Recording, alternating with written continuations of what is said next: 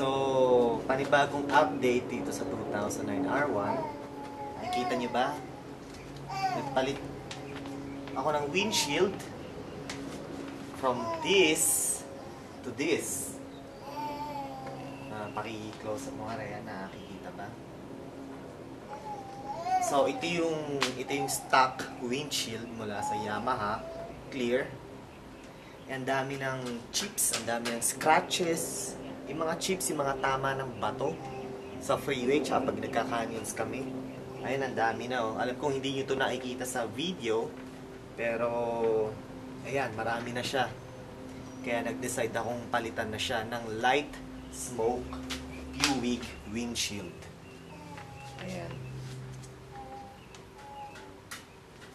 Sabi dito, ayan oh, nakikita ba sa video? 11.8% improved aerodynamic. Di ko alam kung totoo yun, pero yun yung sabi nila sa test nila. So, para sa 2009 R1, ito yung stock windshield. And then, ito yung Buick windshield.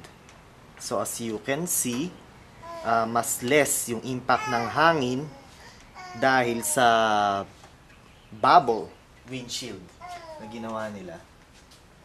Ayan na, medyo nakaangat siya. Yung stock kasi, flat na diretso lang eh. Itong Buick may bubble. So, siguro nga, plus 11.8 improved aerodynamic siya. So, ayan o, yung stock. As you can see, dito yung warm spot, yun yung tama ng hangin. And then, ito yung sa Buick windshield.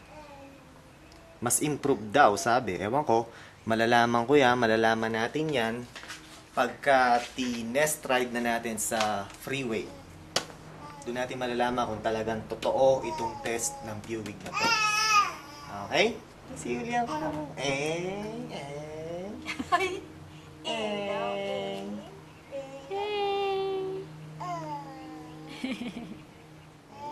Tapos ito yung brake fluid cap na plastic. Nag-decide ako na palitan siya ng aluminum brake fluid cover. Ito, kulay gold.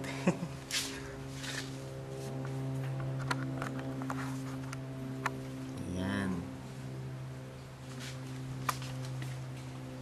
So wala lang, pang dagdag Japons lang, pang dagdag papogi sa bike. Yun. So, layo ng itsura.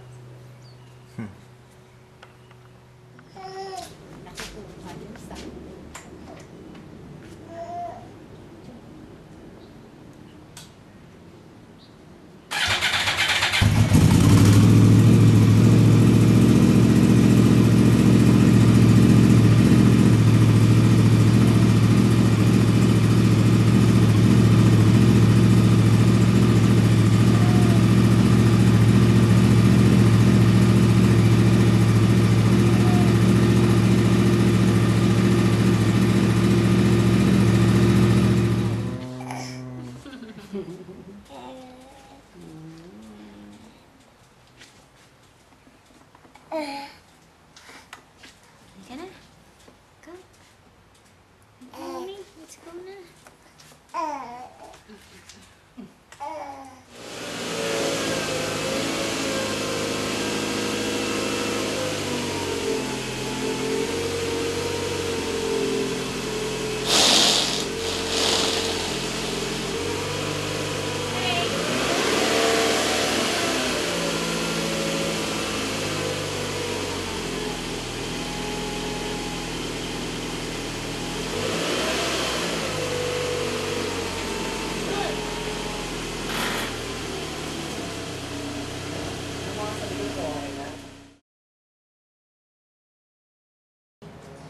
Tapos, meron akong 2 litrong langis. Ayan.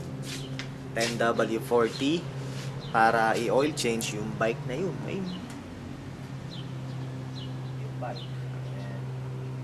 Yung oil change natin yan dahil I think meron ng 800 miles mahigit sa bike na yan. So, kailangan ng i-oil change para sa kanya 600 mile first service na actually 800 miles mahigit na siya. Meron na rin akong filter. Stig chrome pa siya, oh. So okay na, mag-oil change na tayo.